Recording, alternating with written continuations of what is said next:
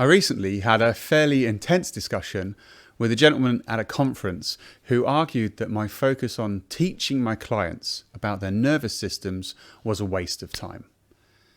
People don't care about why it works, they just want to know what works, he said. And I agreed with his statement. We're bombarded by information, and more than ever we're looking for that quick fix.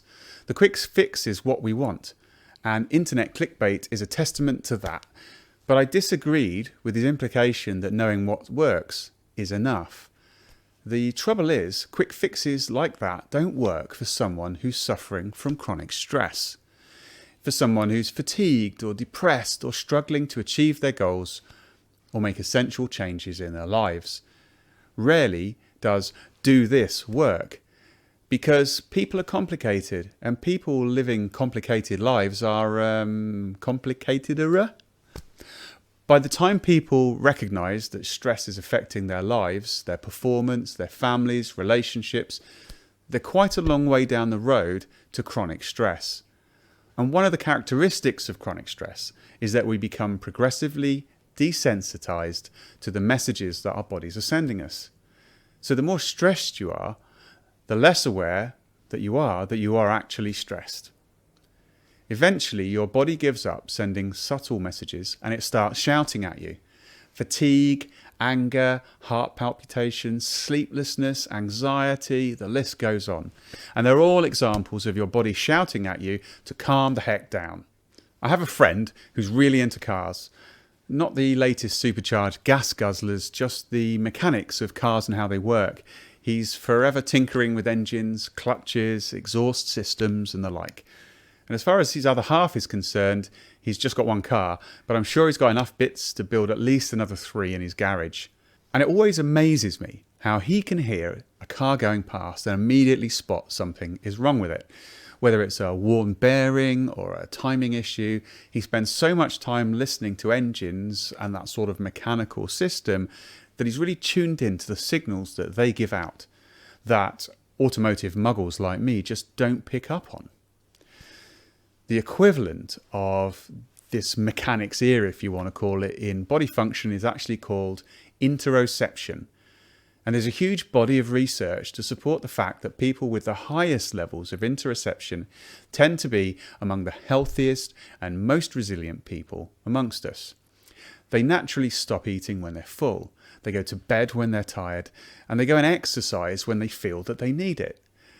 They have this ability to listen to what's going on inside and respond to what the body needs. Now, our cultural norm is to stay up in our heads for a large part of our day. And in doing so, we cut off our body from our immediate world. And when this happens, we no longer hear our biological signals.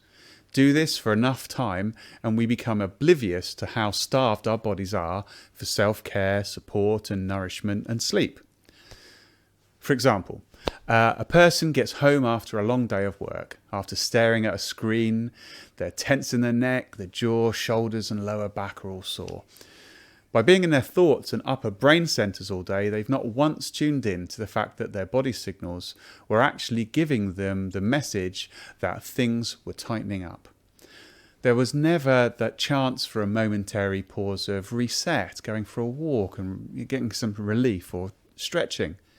Signals such as raised shoulders, clenched jaw, tight abdominals are completely oblivious to.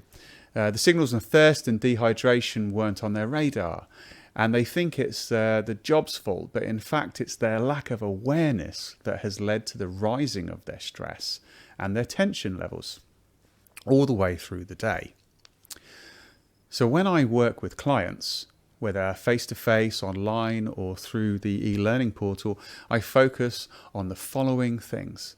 Number 1, education on the biology of our stress response and how the autonomic nervous system works and how those systems influence our body function, physical sensations, decision making and our intelligence.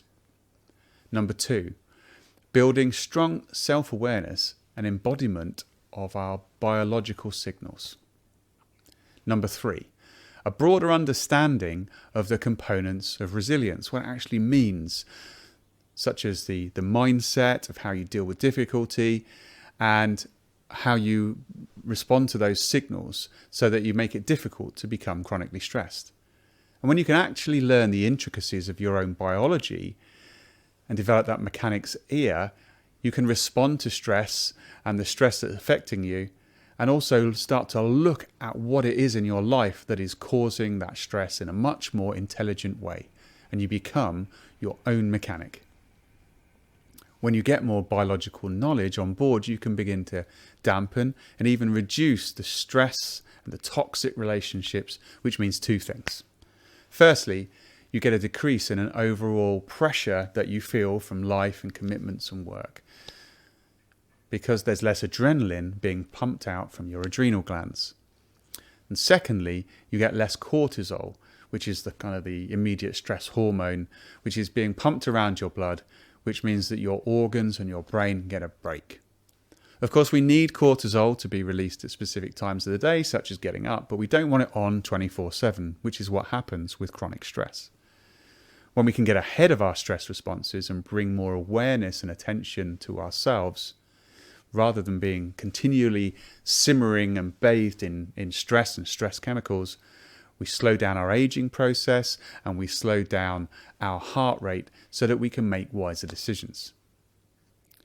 Now, I'm not saying that some of this couldn't be achieved by the Go Do This Brigade, and if you find an off-shelf system that works for you and keeps you well and relaxed, great. But be sure to consider whether that solution on the internet is the tune-up you need to perform at your best, or is it just a cheap paint job? Thanks for watching. For more tips on how to stay resilient and perform at your very best, please hit subscribe, and I'll see you in the next video.